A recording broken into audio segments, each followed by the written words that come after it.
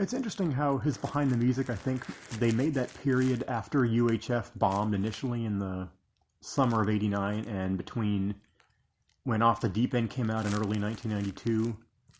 They kind of made that seem a little more dramatic than it actually was, just because his career is not the typical rock star career, and it was pretty drama free. So they kind of made that seem a little more serious than it actually was. Although it would have been interesting if he had had an album in 1990 or 91, because you can tell some of the songs that made it onto that album were very much of that era. The Hammer parody and the New Kids on the Block parody.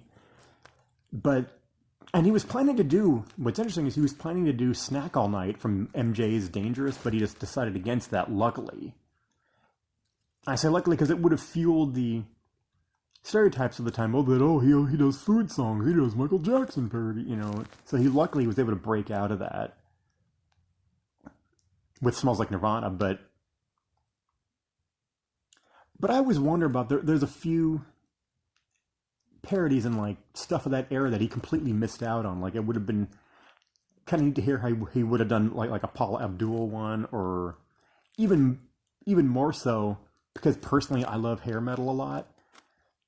Shockingly, he never did a hair metal parody, or even, well, I guess a couple of original songs like Stuck in a Closet with Vanna White are kind of style parodies, but I'm just shocked that he never did a take on that genre, with as massive as it was for a few years there.